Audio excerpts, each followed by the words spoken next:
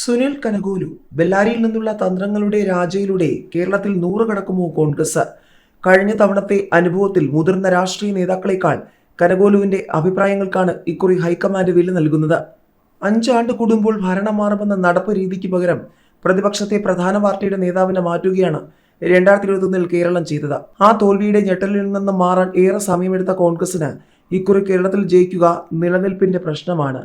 നിയമസഭാ തെരഞ്ഞെടുപ്പിനുള്ള തന്ത്രങ്ങൾ മെനയാൻ കോൺഗ്രസ് നേതൃത്വം സുൽത്താൻ ബത്തേരിയിൽ നടത്തിയ ലക്ഷ്യ 2026 ക്യാമ്പിൽ നിയമസഭാ തെരഞ്ഞെടുപ്പിൽ സംസ്ഥാനത്തെ 85 മണ്ഡലങ്ങളിൽ വിജയം ഉറപ്പെന്ന് വിലയിരുത്തി.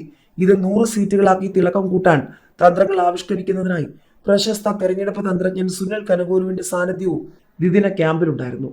കഴിഞ്ഞ തവണത്തെ അനുഭവത്തിൽ മുതിർന്ന രാഷ്ട്രീയ നേതാക്കളെക്കാൾ കനകോലുവിന്റെ അഭിപ്രായങ്ങൾക്കാണ് ഇക്കുറി ഹൈക്കമാൻഡ് വില നൽകുന്നത്. സ്ഥാനാർത്ഥിത്വം സ്വയം പ്രഖ്യാപിക്കരുതെന്നും അഭിപ്രായ വ്യത്യാസമുണ്ടെങ്കിൽ പാർട്ടി നേതൃത്വത്തിന് എഴുതി നൽകണമെന്നും മുതിർന്ന നേതാവ് പറഞ്ഞിട്ടുണ്ട്. പേരെടുത്ത് പറഞ്ഞിട്ടില്ലെങ്കിലും ഇത് നിലവിൽ മുഖ്യമന്ത്രി സ്ഥാനത്തേക്ക് ലക്ഷ്യം വെക്കുന്ന 2 മുതിർന്ന നേതാക്കളെ ലക്ഷ്യമിട്ടുള്ളതാണ് എന്ന് വ്യക്തമാണ്.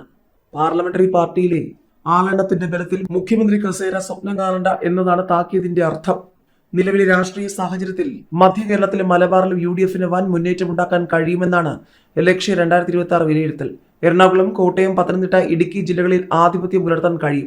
മലബാറിൽ മലപ്പുറത്ത് സമ്പൂർണ്ണ വിജയമാണ് പ്രതീക്ഷിക്കുന്നത്.